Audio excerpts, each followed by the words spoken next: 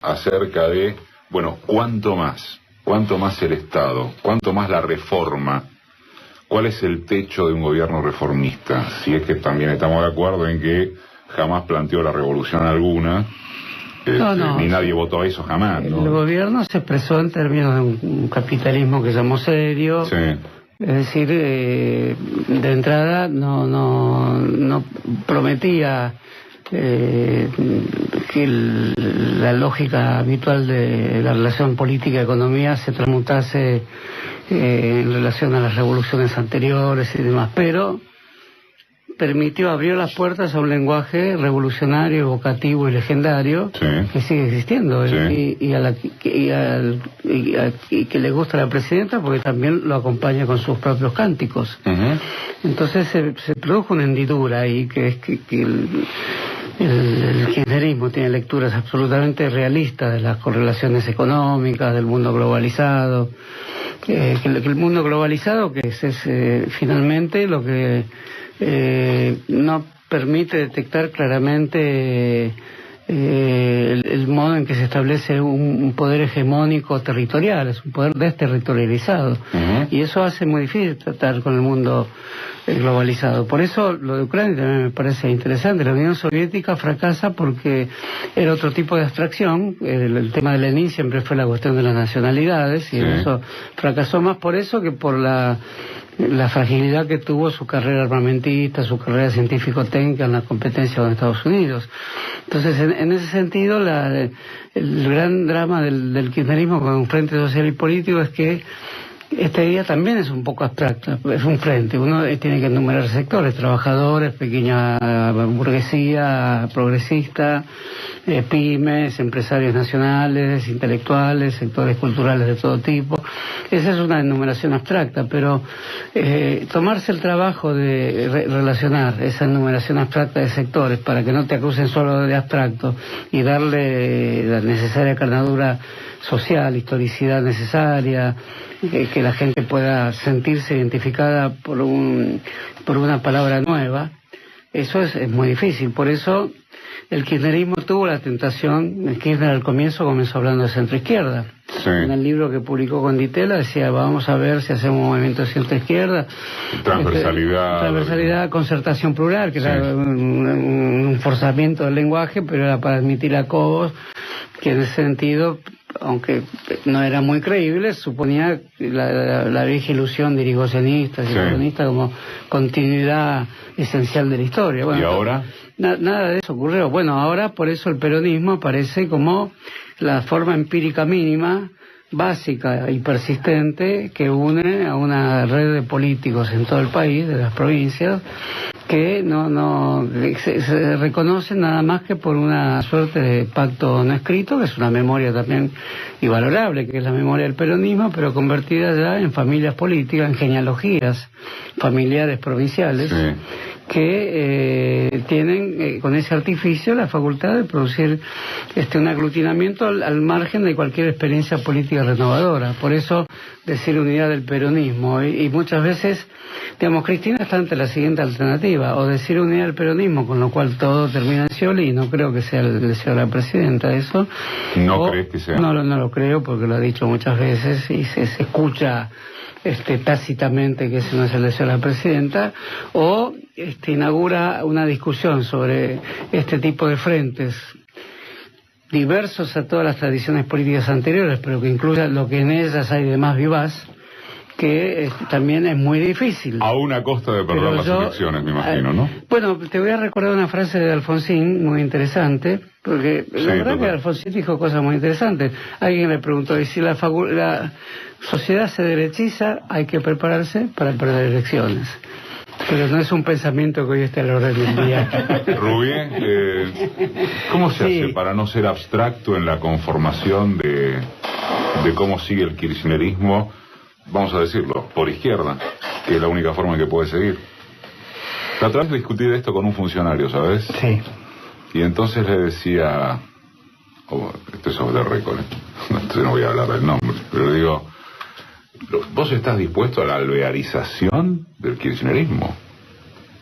Me decía, ¿Sí o no? Bueno, tanto como eso no, bueno, pero cuando hablas de Scioli, ¿de qué estás hablando? Claro.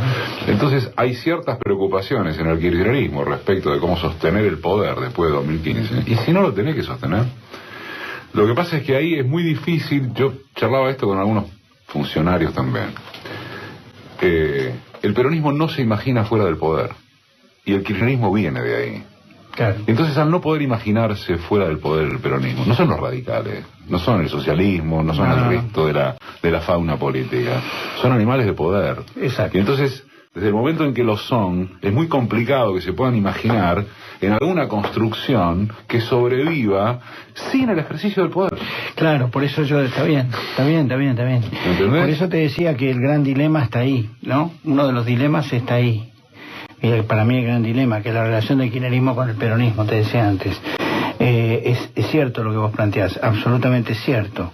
El problema es, a ver, yo creo, lo que voy a decir ahora puede parecer retórico, y si parece retórico pido disculpas, pero es lo que me sale así por la síntesis de... No te da problemas, y total, después González tiene que renunciar a la Biblioteca Nacional. Después González me critica. Para mí lo más importante es la retórica. El único material que veo siempre. Bueno, no, digo, la frase retórica es que para mí... que trajo Pedro, me parece. Los bombones, ojalá, nugatones de Caracas. Nugatón retórico. Yo creo que la...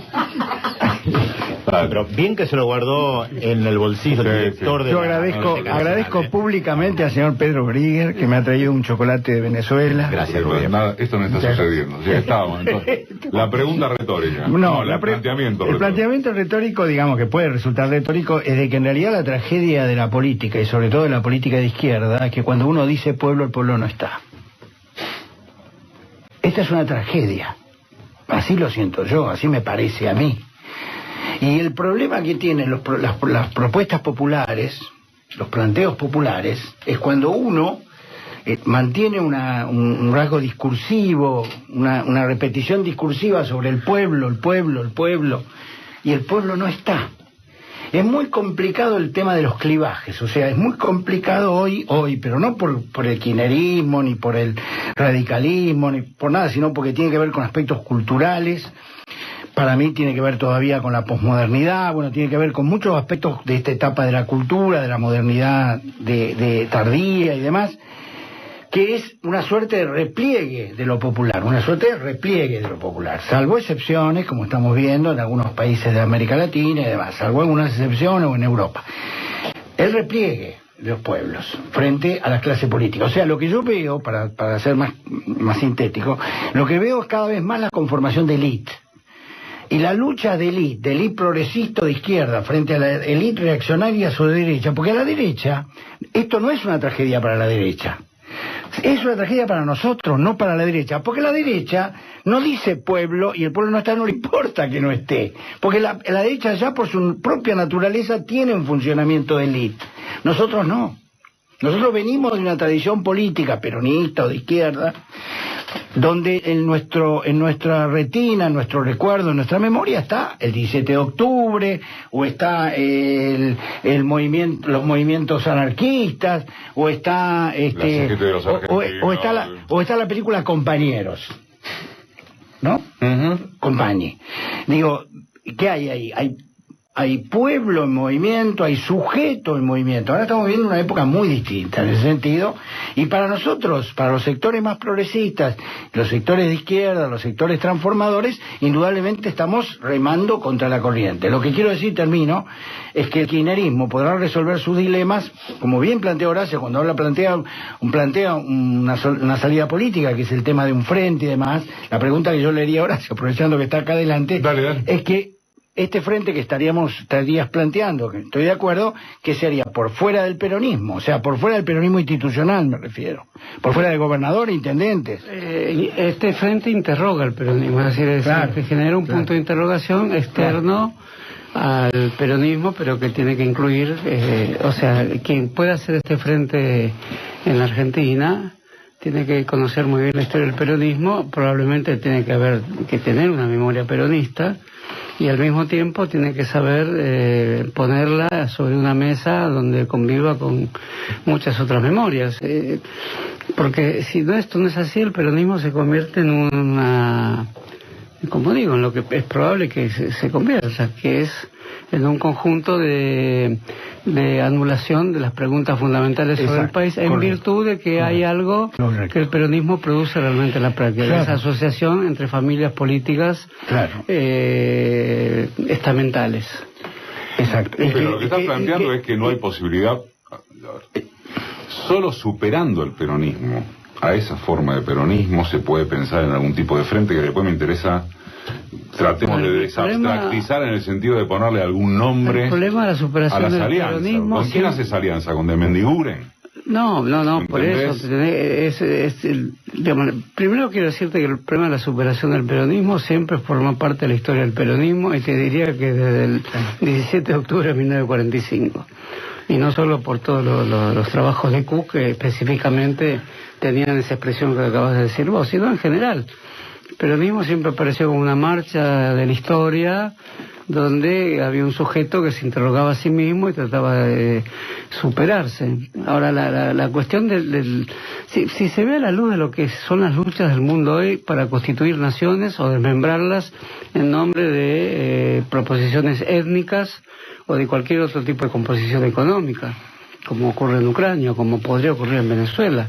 Entonces, si se quiere mantener cierta unidad de la nación argentina pensada con Malvinas y Antártida, evidentemente hay que hacer esfuerzos superiores, ¿no?, con la geopolítica anterior de la época en que las naciones no estaban puestas en juego como entidades aglutinadoras máximas.